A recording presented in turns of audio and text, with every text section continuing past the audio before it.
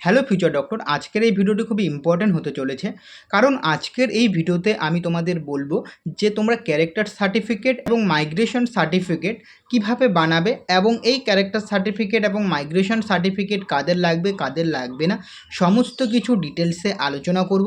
তাই অবশ্যই কিন্তু ভিডিওটি কন্টিনিউ করতে থাকো। চ্যানেলে নতুন হলে অবশ্যই চ্যানেলটিকে সাবস্ক্রাইব করে দেবে, কারণ নিট রিলেটেড সকল আপডেট কিন্তু এই চ্যানেলে আমি প্রোভাইড করে থাকি। তো সেই কারণে অবশ্যই চ্যানেলটিকে সাবস্ক্রাইব করে দিবে। এবং তোমাদের একবার বলে রাখছি যে এই ক্যারেক্টার সার্টিফিকেট এবং মাইগ্রেশন সার্টিফিকেট কিন্তু তোমাদের অ্যাডমিশনের সময় লাগবে। যদি তোমাদের অ্যাডমিশনের সময় ক্যারেক্টার সার্টিফিকেট এবং মাইগ্রেশন সার্টিফিকেট যদি না থাকে তাহলে কিন্তু তোমরা কিন্তু অ্যাডমিশন হতে পারবে না।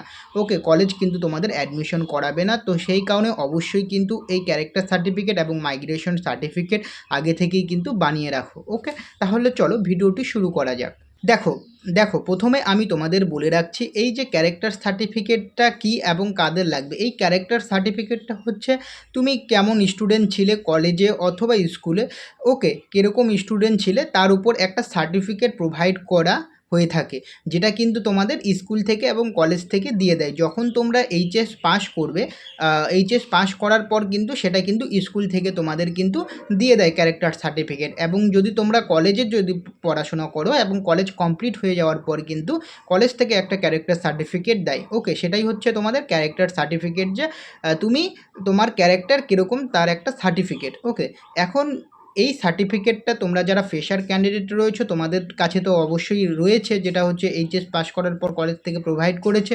কলেজের থেকে তোমরা যারা পাস করেছো কলেজ থেকেও প্রোভাইড করেছে। কিন্তু যাদের নেই তোমরা কিভাবে বানাবে? যাদের নেই তোমরা এক কাজ করবে, তুমি যে কলেজে এই স্কুলে পড়েছিলে এইচএস 11-12 সেই স্কুলে তোমরা চলে যাবে এবং হেডমাস্টারকে বলবে, সেই হেডমাস্টার কিন্তু তোমাকে ক্যারেক্টার সার্টিফিকেট বানিয়ে দিতে পারবে। ওকে, তুমি ধরো অন্য স্টেটে কোনো স্কুলে পড়েছো, এখন তুমি স্কুল থেকে তোমার বাড়ির ডিস্টেন্সটা কিন্তু প্রচুর যাওয়া সম্ভব না। সেক্ষেত্রে তুমি কি করবে? সেক্ষেত্রে তোমার লোকাল এরিয়াতে যে পুলিশ স্টেশন থাকবে সেই পুলিশ স্টেশনে গিয়ে বলবে, সেই পুলিশ স্টেশন থেকে যে পুলিশ বড়বাবু যে রয়েছে তিনি কিন্তু তোমাকে যেটা হচ্ছে ক্যারেক্টার সার্টিফিকেট কিন্তু বানিয়ে দিবে।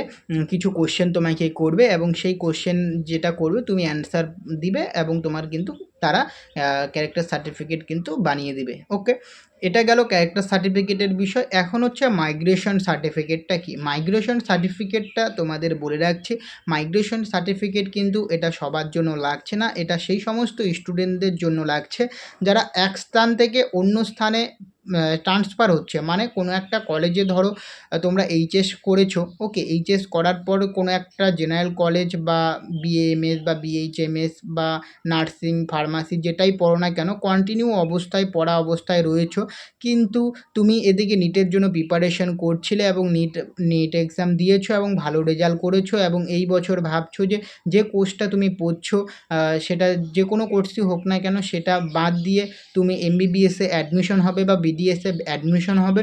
সেক্ষেত্রে কিন্তু তোমার মাইগ্রেশন সার্টিফিকেট লাগবে, কারণ তুমি একটা কলেজ ইউনিভার্সিটি ছেড়ে অন্য কলেজ ইউনিভার্সিটির আন্ডারে অ্যাডমিশন হবে।